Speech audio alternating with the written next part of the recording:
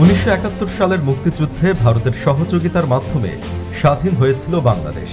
তবে এর পরপরই সদ্য স্বাধীন দেশটির ওপর কুনজর পড়া শুরু করে নয়াদিল্লি। স্বাধীনতার পর দীর্ঘ 54 বছরের বিভিন্ন সময়ে বাংলাদেশে সাংস্কৃতিক আগ্রাসন সহ নানা ধরনের আগ্রাসন চালায় ভারত। আগ্রাসনের এক পর্যায়ে বাংলাদেশের রাষ্ট্রীয় প্রশাসন ও সরকারের বেসরকারি প্রশাসন, আইন শৃঙ্খলা বাহিনী, এমনকি সেনাবাহিনীর ভিতরেও নিজেদের লোভ সৃষ্টি করতে সক্ষম হয় নয়াদিল্লি। আর ক্ষমতায় থাকার লোভে এসব আগ্রাসনে দিল্লির হয়ে প্রত্যক্ষ ও পরোক্ষভাবে সহায়তা করেন সাবেক প্রধানমন্ত্রী শেখ হাসিনা।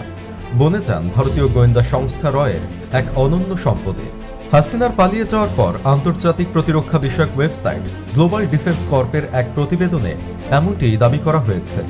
প্রতিবেদনের শিরোনামে লেখা হয়েছে, ক্ষমতাচ্যুত বাংলাদেশের প্রধানমন্ত্রীকে স্বাগত জানিয়েছে ভারতীয় গোয়েন্দা সংস্থা হাসিনা রয়ের সম্পদ।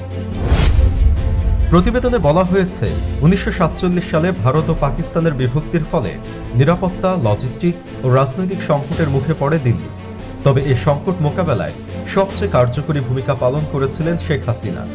বেশ কয়েকটি ক্ষেত্রে দিল্লির জন্য এই সমস্যা সমাধান করতেও সক্ষম হন তিনি। 1947 সালের পর কলকাতা এবং আগরতলার সঙ্গে বিচ্ছিন্ন হয়ে যায় বেশ কয়েকটি সড়ক। এই সড়কগুলো পুনর্নির্মাণ করেন শেখ হাসিনা। সেই সঙ্গে পুনরায় চালু করেন রেল সংযোগ। বেশ কিছু সেতুও তৈরি করেন তিনি। এছাড়াও ব্রহ্মপুত্র নদ এবং এর উপনদীতে ভারতীয় মালবাহী জাহাজের সহজ প্রবেশাধিকার প্রদান করেন তিনি। ফলে ভারতের সবচেয়ে বড় বন্ধুতে পরিণত হন শেখ হাসিনা। প্রতিবেদনে আরও বলা হয়, ভারতের অখণ্ডতা রক্ষায় সবচেয়ে বড় ভূমিকা পালন করেছিলেন শেখ হাসিনা। ভারতের 7 সিস্টার্স রাজ্যগুলো যেন স্বাধীন না হতে পারে সেজন্য দিল্লির হয়ে কাজ শুরু করেন তিনি। মোদিকে খুশি রাখতে 7টি রাজ্যের স্বাধীনতাকামী নেতাদের একে একে ভারতের হাতে তুলে দেন। ফলে হাসিনার উপর ক্ষুব্ধ হন এসব রাজ্যের স্বাধীনতাকামী গোষ্ঠীগুলো। তবে হাসিনা পরিণত হন ভারতের সবচেয়ে বড় সম্পদে। প্রতিবেদনে বলা হয়েছে, বাংলাদেশ ও ভারতের মধ্যকার সম্পর্ককে সত্যিকার অর্থে শক্তিশালী করেছিল উভয় দেশের মধ্যে একটি গোপন বিদ্যুৎ চুক্তি। 2017 সালে ভারতের আদানি গ্রুপের সাথে চুক্তিটি স্বাক্ষরিত হয়। চুক্তিতে লাভ ছিল শুধুমাত্র আদানি গ্রুপের, কারণ এই চুক্তি ছিল বাংলাদেশের স্বার্থবিরোধী।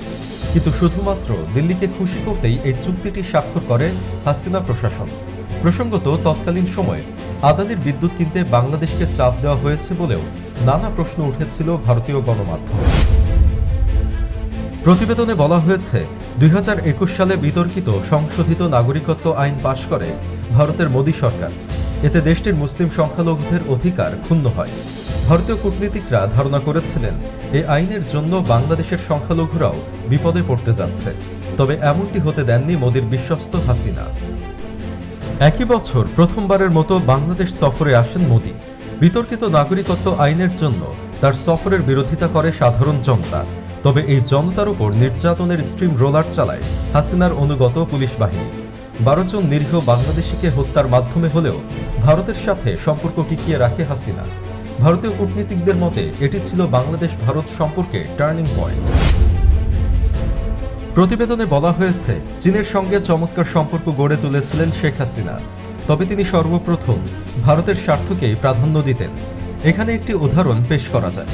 যেমন হাসিনা বলেছিলেন, $1 বিলিয়ন নদী উন্নয়ন প্রকল্পে চীনের চেয়ে ভারতকেই অধিকতর পছন্দ করেন তিনি। এভাবেই তিনি ভারতের পুতুল সরকারে পরিণত হন। আর তাই এই সরকারকে ক্ষমতায় টিকিয়ে রাখতে বদ্ধপরিকর ছিল নয়াদিল্লি। গত জানুয়ারিতে অনুষ্ঠিত বাংলাদেশের সাধারণ নির্বাচনে বিতর্কিতভাবে জয়লাভ করেন হাসিনা। এই বিজয়ের জন্য তাকে অভিনন্দন জানায় ভারত। তবে নির্বাচন সুষ্ঠু হয়নি বলে দাবি করে মার্কিন যুক্তরাষ্ট্র। একই সঙ্গে নির্বাচনে হস্তক্ষেপ করার অভিযোগ ওঠে দিল্লির বিরুদ্ধে। উল্লেখ্য, গত 5ই আগস্ট কোটা বিরোধী ছাত্র জনতার তোপের মুখে পড়ে পদত্যাগ করতে বাধ্য হয় শেখ হাসিনা। ভারতের গোয়েন্দা সংস্থার ধারণা ছিল, যেহেতু বাংলাদেশ সেনাবাহিনী হাসিনার অন্তর্গত, তাই এই সংকট খুব সহজেই কাটিয়ে উঠতে পারবেন তিনি। তবে এই ধারণা ভুল প্রমাণিত হয়। এছাড়াও বাংলাদেশ জাতীয়তাবাদী দলের প্রধানের সাথে কথা বলার চেষ্টা চালিয়েছিল ভারতীয় হাই কমিশন। তবে এটি হতে দেননি হাসিনা। পদত্যাগের পর নিরাপদে ভারতে পালিয়ে যান সাবেক প্রধানমন্ত্রী। এ সময় হিন্ডন বিমান ঘাঁটিতে তাকে স্বাগত জানাতে দেখা যায় ভারতীয় জাতীয় নিরাপত্তা উপদেষ্টা অজিত দোভালকে।